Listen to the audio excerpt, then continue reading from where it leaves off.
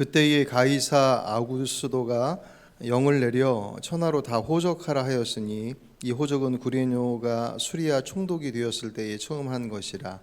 모든 사람이 호적하러 각각 고향으로 돌아가며 요셉도 다윗의 집 족속이므로 갈릴리 나사렛 동네에서 유대를 향하여 베들레헴이라 하는 다윗의 동네로 그 약혼한 마리아와 함께 호적하러 올라가니 마리아가 이미 잉태하였더라. 아멘. 우리가 지난 주일 안예배 때 요엘서 말씀을 보면서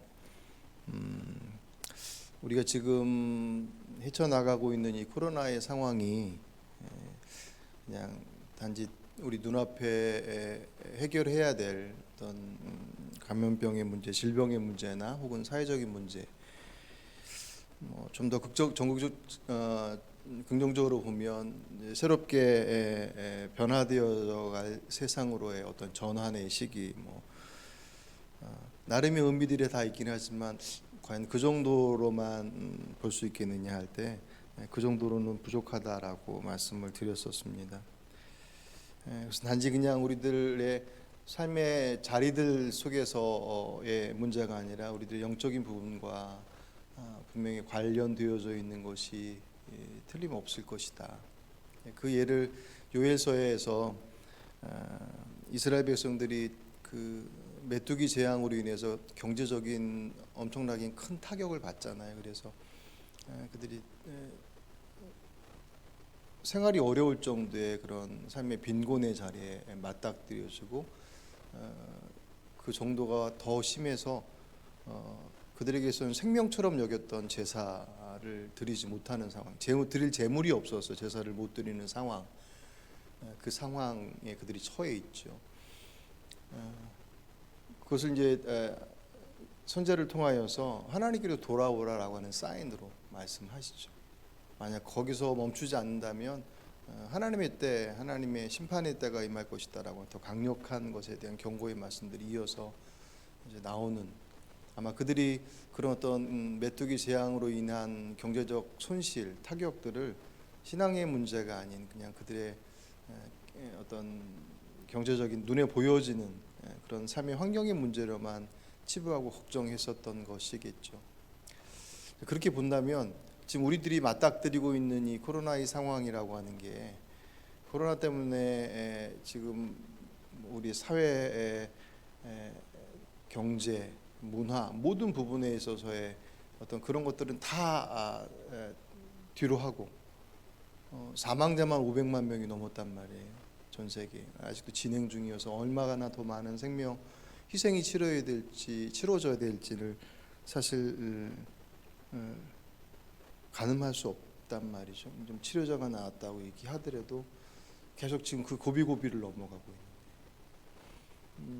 그리고 이제 또 하나 그 요엘서하고 비슷하게 이제 짝을 같이 맞춰 본다면 그 코로나의 감염병 때문에 접촉에 대한 부분들, 비접촉 언택트라고 하는 또 다른 생활 방식들의 선택들 때문에 우리들의 예배가 온라인으로서 전환되어지는 어쩔 수 없는 선택들이었죠.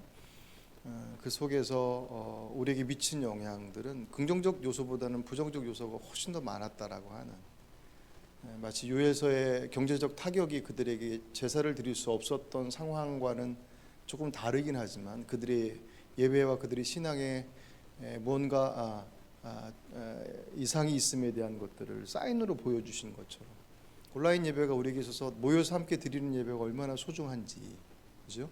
그것에 대한 가치와 그 소중함들을 알게 했다라고 하는 긍정적 요소가 있지만 그 이면에는 그 온라인으로 인해서 드려진 예배의 그 편리성 앞에 예배의 본질마저도 흔들리게 된 것이 지금의 우리들의 현실의 문제들이란 말이죠.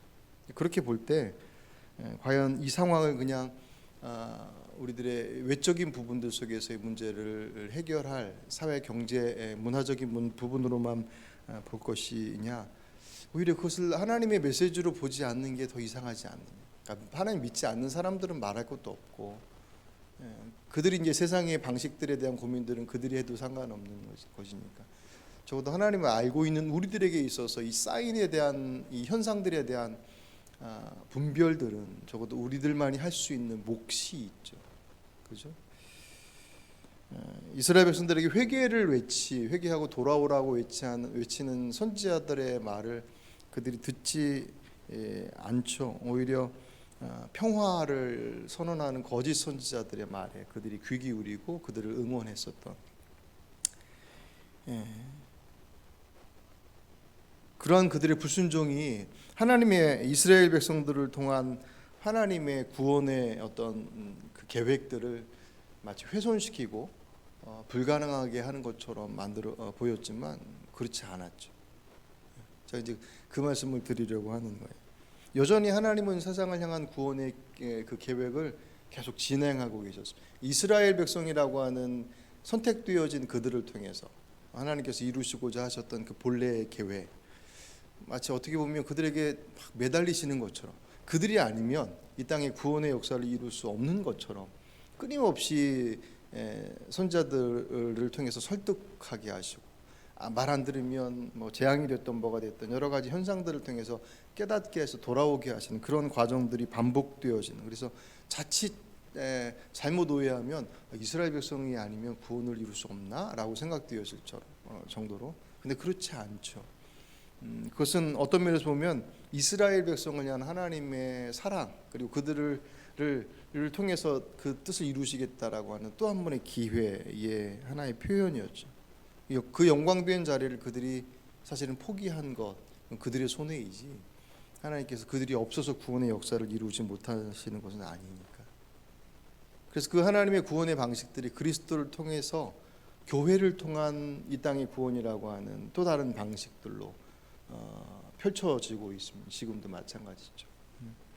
여전히 하나님의 구원의 계획들은 계속 진행되어집니다.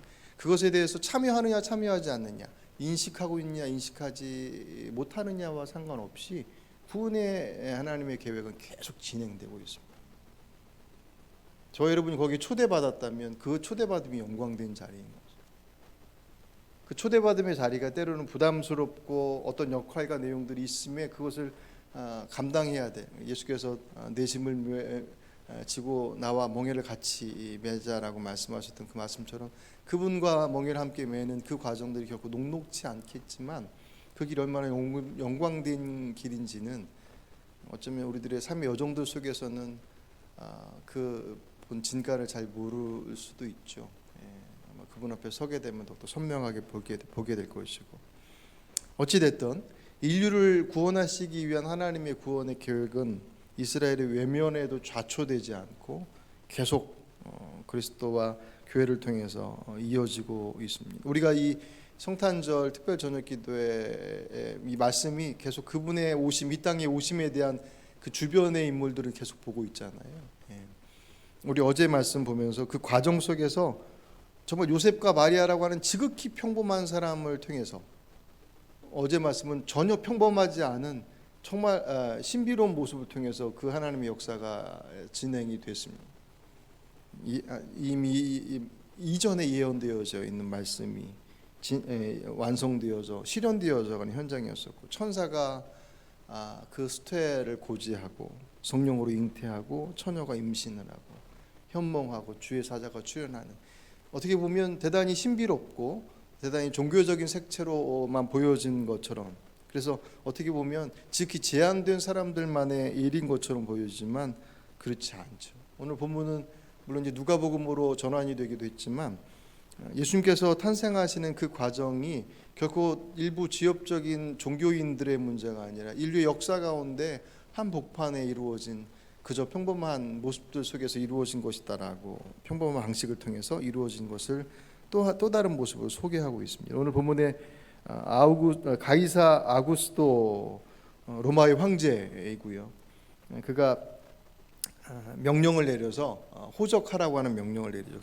그때 당시 수리아의 총독이 구레뇨였다는, 이들은 이제 역사적 인물들입니다. 그들이 그 호적을 명령한 이유는 세금의 징수 목적이었어요. 그러니까 로마가 통치하고 있었던 나라들의 인구 조사를 시키는 거죠. 그래서 세금을 받아들이는 것에 대해서 정확하게 정리하기 위해서 호적 조사를 명령을 합니다. 그들의 목적은 세금 징수의 목적이었어요. 그래서 그것을 이루기 위해서 각 나라에 그것을 명령했었던 그들의 행위의 목적과 상관없이 그것이 가지고 있는 또 다른 의미에 대해서는 그들은 상상도 할 수 없는 모습이었죠. 뒤에 이제 나오는 것이고, 그들이 세상을 통치하고 있고 실제적으로 그들의 힘과 그들의 권력은, 그때 당시 로마의 권력은 뭐 전 세계를 다 통치한다 해도 다르지 않을 만큼, 뭐 물리적으로 전 세계를 다 통치한 것은 아니지만 가장 중요한 그 역사적 그 현장들 속에서 있었던 나라들을 다 통치하고 있었기 때문에 그들이 모든 것을 다 휘어잡고 있는 것처럼 보였지만 그것은 그들의 생각일 뿐이고, 진정한 왕은 그들의 권한과 그들의 목적을 통하여서 하나님의 구원의 계획을 이루어내고 계시더라는 거죠. 그것은 그들만이 아니라 이스라엘 백성도 마찬가지였습니다. 오늘 본문을 보시면 호적하라고 하는 것을 명령했을 때 오늘 3절에 모든 사람이 호적하러 각각 고향으로 돌아갔다고 그랬어요. 그런데 당시 로마의 호적법은 고향으로 가는 게 아니라 그냥 거주지에서 신고하면 됐어요. 왜냐하면 그들의 목적은 세금을 징수하는 거니까 숫자만 세면 되잖아요.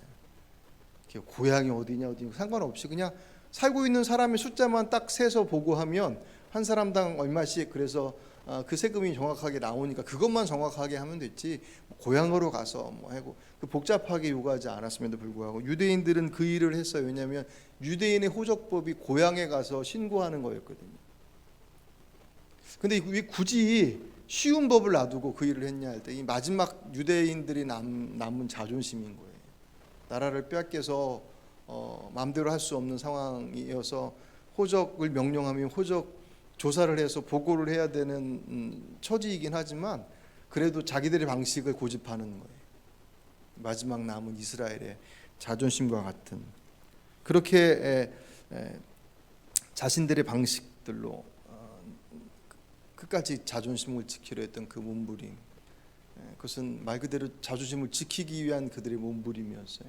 그게 무슨 의미를 갖는지 잘 몰랐고, 거기에 속해 있는 요셉, 당연히 유대인이니까 호적하러 당시 살고 있던 나사렛에서 베들레헴으로 이동을 합니다. 근데 오늘 본문 보시면 마리아를 대동했다고 그랬어요. 근데 요셉이 마리아와 같이 간 이유가 정확히 나와 있지 않아요. 같이 갈 이유는 사실은 없어요. 왜냐하면 나사렛에서 베들레헴까지 거리가 약 110km래요. 근데 가는 쉬운 길을 좀 이렇게 돌아서 가면 144km 정도가 나오는. 지금 뭐 차 타고 가는 거리가 아니니까 임신부를 데리고 이동해야 되잖아요. 그것도 여러분 본문 뒷부분에 보시면 마리아가 베들레헴에 도착하고 있어서 얼마 머무르지 않고 나서 출산을 하게 되는 장면이 보이거든요. 그럼 이미 만삭인 거잖아요. 그 만삭의 아내를 데리고 그 먼 길을 굳이 왜? 마리아의 고향도 베들레헴인가? 그렇지 않단 말이죠. 거기에 대한 정확한 이유는 없어요. 근데 그래서 이제 추측 정황을 볼 때 우리가 어제도 말씀봤지만 아직 약혼은 했되 결혼하지 않았잖아요. 그죠? 그런 상황 속에서 배는 불러올 것이고 마리아의 주변 사람들이 그 상황에 대한 뭐 여러 가지 것들을 얘기하겠죠. 그런 상황과 만삭이 된 자신의 아내를 그대로 두고 갈 수 없다라고 하는 그 마리아에 대한 마음. 또 하나는 어제 말씀의 끝을 마무리 지면서 마리아를 데려오고 나서 아이가 낳을 때까지 동침하지 않았다라는 말씀으로 마무리셨잖아요. 그 이유는 요셉이 성령으로 잉태했다라고 하는 것의 의미가 그것이 어떤 의미인지 모르겠지만 그것이 하나님의 뜻으로 그 아이가 이 땅을 구원할 구세주로서의 역할로 이 땅에 보내진 존재라고 하는 것을 인지한 것, 믿었던 거죠. 그래서 그 기간 동안 잠자리를 하지 않고 마리아와 함께 그 시간 동안을 지냈던, 그렇다고 한다면 그 마리아를 집에 두고 오지 않고 좀 만삭된 그 임산부를 데리고 이동하기에는 결코 녹록치 않은 길이긴 하지만 요셉에게 있어서는 그 아내를 지켜야 한다라고 하는 그 의미가 사랑하는 아내로서의 모습 플러스 그들에게 주어진 사명에 대한 그의 반응이죠. 하지만 그것은 그렇게 해야 된다라고 하는 어떤 지시나 사명으로서 그에게 주어진 어떤 구체적인 내용들은 아니었습니다.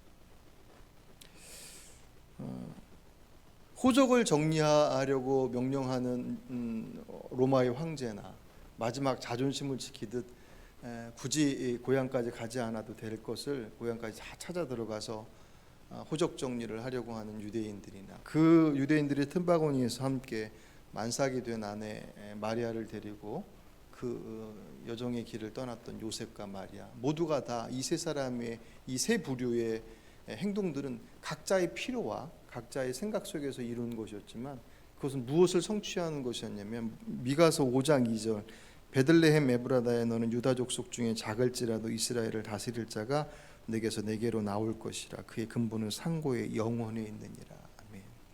그들은 전혀 인지하지 못했지만 그들의 일상의 선택, 그들의 주어진 상황 속에서의 선택이 성경에서 예언된 내용을 이루는 순간이 됐어요. 이게 참 묘한 거예요. 어제 말씀처럼 어떤 결단과 선택을 요구하는, 구체적으로 천사가 동원되든 꿈속에서 현몽화에 가루되는 그런 어떤 신비적인 현상들을 통하여서 어떤 상황들을 통해서 신앙적 선택들을 요구하는 그런 상황들이 있을 때 우리가 어떤 선택을 할 것이냐라고 하는 부분들이 중요했잖아요. 중요하죠. 그런 상황들을 허락하심에 분명한 목적이 있기 때문에. 그렇지 않을 때 일상의 삶 속에서는, 오늘 그런 면에 있어서 보면 이 세 부류의 사람들은 그 일상의 자락 속에서 자신들이 하고 있는 그 일이 하나님의 구원의 계획을 이루는 데서 정말 중요한 역할을 하는 것이다라고 인지하지 못하고 했었던 행동들이에요. 로마 황제는 자기들의 이익을 얻기 위한 행동이었었고 유대인들은 자존심을 지키기 위한. 요셉은 모르겠습니다. 그 한편에 그 마음 가운데 그 아내에 대한 마음만큼이나 그 아내가 잉태하고 있는 아이가 구세주라고 하는, 구원자라고 하는 것에 대한 이해가 있었기 때문에 그것을 지키기 위한 하나의 또 다른 그의 신앙의 고백이었을 수 있습니다. 문제는 그들의 인지하고 있는 내용이 각기 다 다른 모습을 가지고 있지만 그들의 모습을 통해서 하나님의 구원의 역사가 이루어지고 있더라는 것. 그것을 우리들의 삶으로 적용한다고 한다면 우리들의 일상 속에서도 그러한 일들이, 물론 오늘 본문처럼 그렇게 정말 구원을 이루어가는 가장 중요한 핵심의 중심의 자리 속에서 움직여지는 그런 거대한 그런 일들은 아닐지라도 결국 저와 여러분을 통해서 이 땅 위에 하나님의 나라를 세우신다라고 하는 그 구원의 일하심은 변함이 없거든요. 그 크기의 정도는 늘 말씀드리는 것처럼 모두가 다 요셉 같은 일을 할 수는 없어요. 그렇게 시키지도 않으시고 그렇게 원하지도 않으시고 우리에게 맡겨주신 일의 그 크고 작음의 내용들은 결국 비교할 수 있는 것들이 아니, 내게 주신 것이니까 그것을 내가 어떤 마음으로 감당하느냐, 그것은 어제처럼 정말 분명한 결단과 다짐이 요구되어지는 그런 상황들 속에서 또 요청되어지는 것이고, 오늘 본문처럼 어찌 보면 그냥 일상의 모습들이, 사실은 이 사건이, 이 내용들이 어떤 면에서 보면 더 쉽지 않을 수 있습니다. 왜냐하면 정말 결단이 필요한 자리에, 이건 생사를 가는, 이렇게 해야 되나 저렇게 해야 되나, 이렇게 하자니 겁나고 안 하자니 하나님의 뜻에 맞는 것 같지 않고, 막 그런 어떤 이 결정의 순간이 자신의 삶을 좌지우지할 것처럼 보여지는 그런 상황들 속에서는 고민하고 그 자리 속에서 그 선택을 이루는 데 있어서 한 번 더 주의 뜻 앞에 서게 되는 어떤 그런 기회들이 더 많이 사실 주어지잖아요. 근데 일상의 삶 속에서는 내가 정말 그분의 뜻에 귀 기울이지 않는다면 나의 그냥 평범한 선택들이 그분의 선한 도구로 사용되는 것들이 결국 녹록지 않더라는 거죠.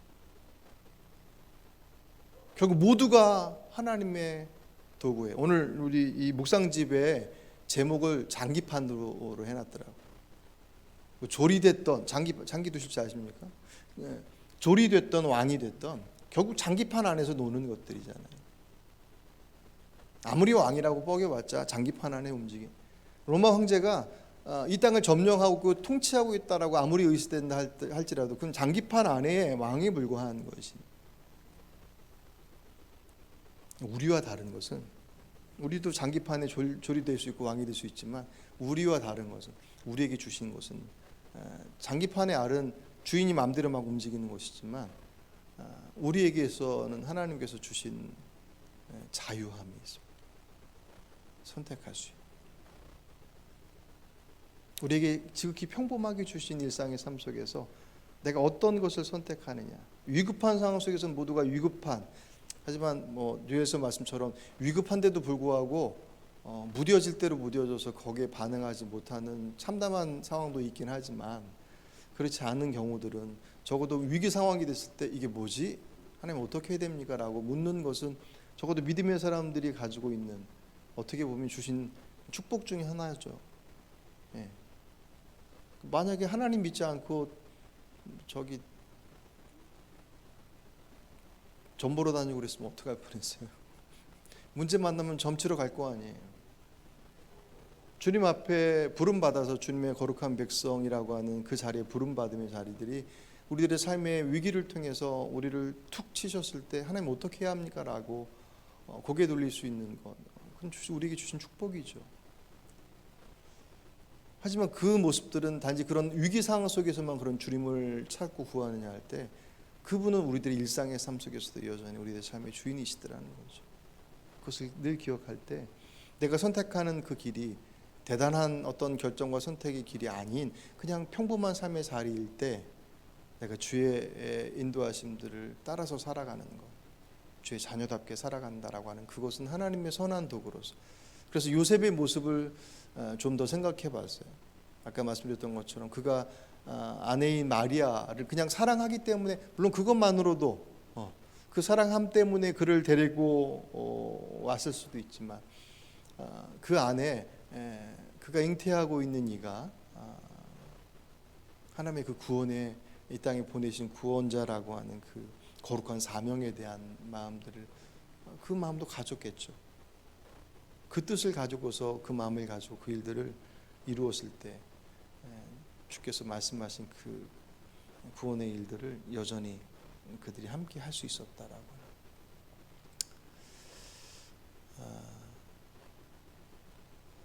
대통령 선거를 앞두고 있으면서 제가 오늘 이 앞에 등장하는 로마 황제와 그 역사적 인물들의 모습들을 보면서 그런 생각이 들었습니다. 결국 모두가 다 하나님의 도구 가운데 마치 장기판의 말처럼 사용되어질 텐데, 과연 선한 도구로 쓰여질 것이냐 아니면 악한 도구로 쓰여질 것이냐라고 하는 것은 정해져 있는 것들이 아닌 그들의 선택 안에서 조정되어지더라는 거죠. 어떤 분을 대통령으로 선출하시겠습니까? 경제 문제를 해결하고 부동산 문제를 해결하고 여러 가지 그런 우리들의 현안들 속에 있는 문제를 잘 해결할 수 있는 사람을 이 땅의 지도자로 선택하는 것이 이 땅을 살아가는 이들의 공통된 마음이겠지만, 적어도 하나님께서 이 땅의 통치자이심을 고백하고 있는 우리들의 바램은 거기서 머물러 있어서는 안 되죠. 모든 권세가 하나님께로부터 온 것이다라고 했는데, 그 권세의 사용되어짐이 하나님의 공의와 정의가 실현되어질, 그것을 잘 실현해 나갈 수 있는 이들을 지도자로 선출하는 것, 그것이 우리들에게 주어진 몫이 아니겠습니까? 오늘 말씀 그렇게 두 가지로 적용해 봤습니다. 내 개인의 삶 속에서 주어진 일상의 삶 가운데 내가 별스럽지 않게, 오늘 못하면 내일 하지 뭐 라고 생각되어지는 그 일상의 자리 속에 선택해 나가는 그 작은 선택들이 주님의 뜻을 이루어가는 그 선택들을 이루어가기를 우리 안에서도 늘 분별해야 할 것이고, 더 확장시켜서 이 나라의 민족을 위해서 기도한다면 이 땅의 지도자를 선출할 때 모두가 다 공의를 얘기하고 공정을 얘기하는데, 그래서 분별이 필요하겠죠. 정말 하나님, 이 민족이 하나님의 선한 도구로서, 악한 도구로서 엉뚱한데 휘말리지 않고 정말 선한 도구로서 그렇게 쓰임 받을 수 있는 그런 민족이 되기를 원합니다. 그러기 위해서 그에 합당한 지도자들을 선택할 수 있는 민족이 될 수 있도록 해주십시오. 워낙 갈등 가운데 지금 많이 부딪히고 있기 때문에 믿음의 사람들이 가지고 있는 역할들 대단히 중요하다고 봅니다. 이 시간에 특별히 그것을 위해서 여러분들 기도하시고 정말 주의 선하신 도구로서 사용되어지는 나와 우리와 이 민족이 될 수 있도록 또 그렇게 기도하신 여러분 되시길 주의 이름으로 축복합니다. 기도